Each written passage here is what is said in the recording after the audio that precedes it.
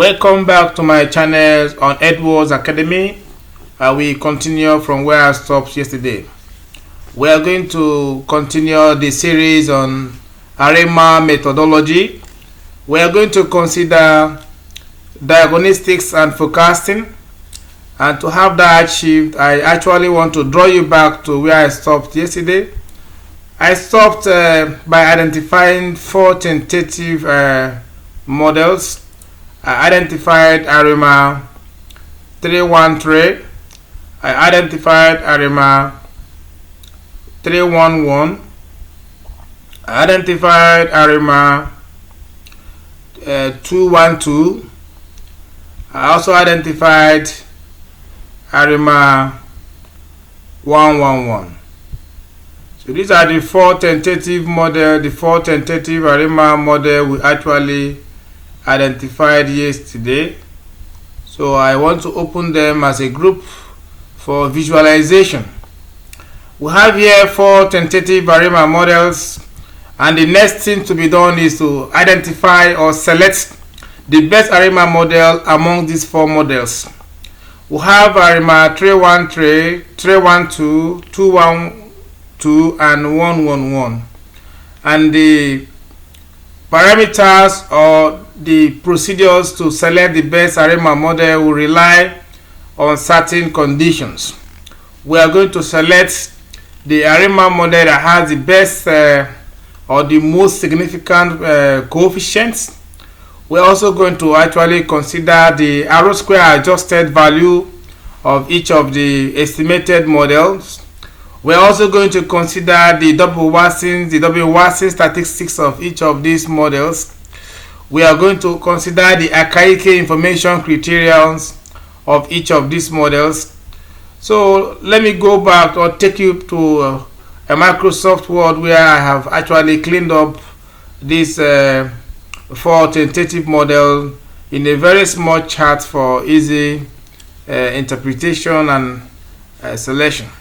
If you look at this small chart I have here, I have Arima 111, Arima 212, Arima 311, and Arima 312. In these four models, these are the five criteria, the five conditions I actually highlighted previously. So if you look at these five conditions, we are going to look at them one after the other. So the first is the number of significant coefficients. Arima 311 and Arima 312 had one significant coefficient. We look at the R-square adjusted. The R-square adjusted of Arima 111 is the highest. We look at the AIC. The AIC value for Arima 111 is the highest, but the volatility square and the W-Watson statistics for the four tentative models were all okay.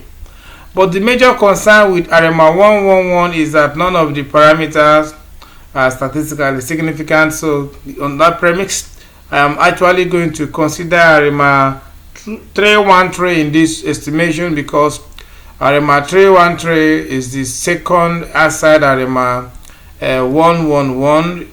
So given that condition, I will select Arima 313. But just like what I said before, the Arima system is more of an art but not a science.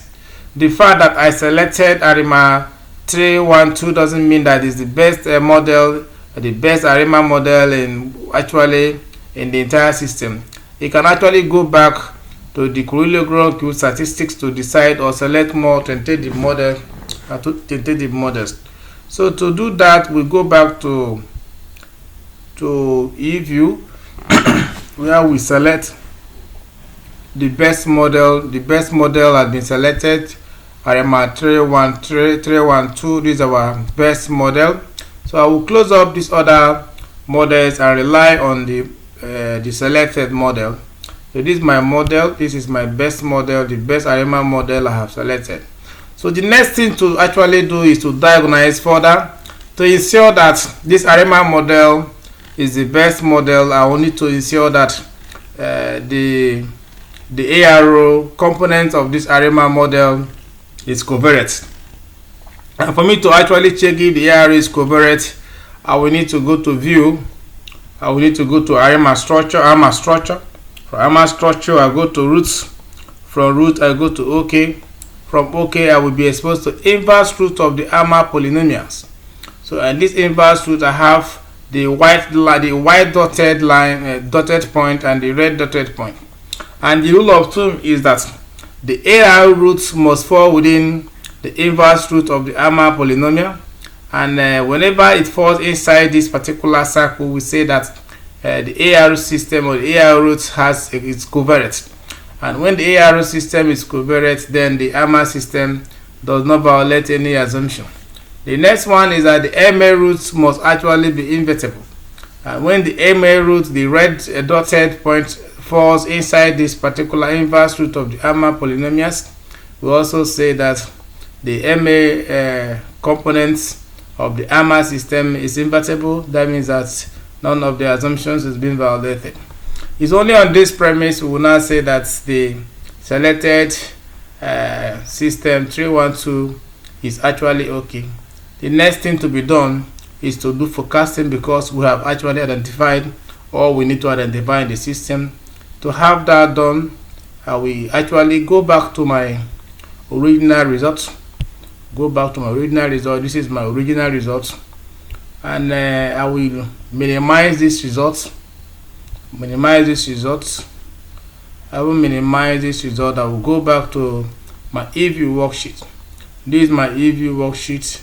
I will go to proc. From proc, I go to structural resize current page. I will change the end date from 2021 to 2029, because I actually want to focus for 8 years. I want to focus the behavior of the HDI for 8 years. I will leave it at this. Click the OK button. Yes. Then I will leave it at OK. I click the OK button. Yes. I will leave it at that. If I hit this HDI, the HDI series have been extended rather. So this is it. The HDI series has been extended. So I will go back to my Arima 313 equation. This is my Arima 313 model.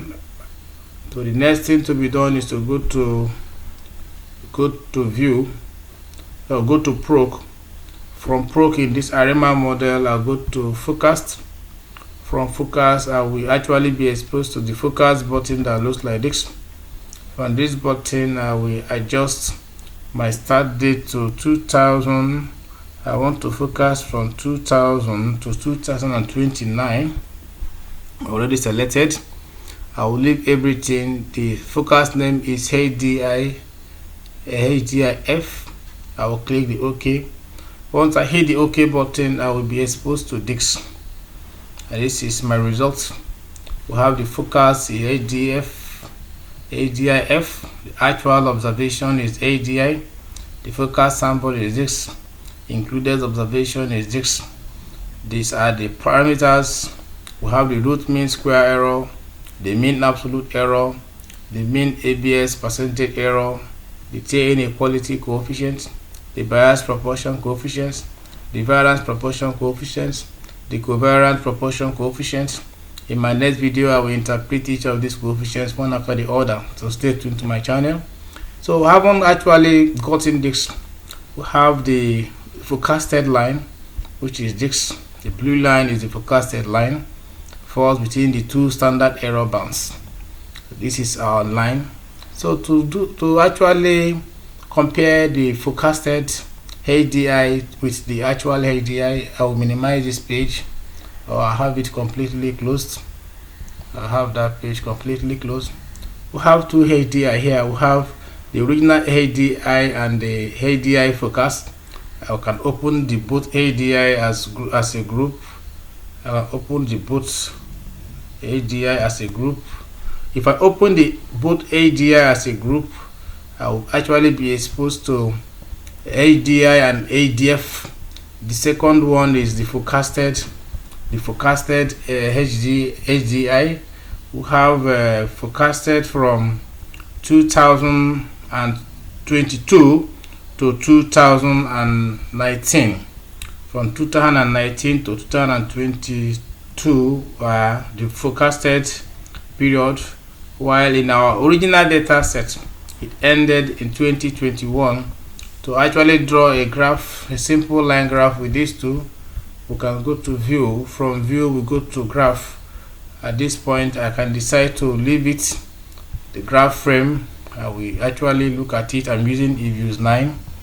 I need to change the frame to two-dimensional graph. I hit the OK button. So this is my graph. The actual observation of the ADI is the one on the blue here, while the red one you are seeing is the forecasted value. Sorry, the forecasted value rather is the one on, the one on blue is the actual observation. The forecasted value is at it extends to 2029. So you can also observe that the actual observation is higher than the forecasted observation. So they both actually are not actually together. So in my next video I will offer critical interpretation to this graph and other components of the forecasted model. Stay tuned to my channel as I bring to you other fascinating videos and development in macroeconometrics. Thank you for subscribing to my channel, and God bless you.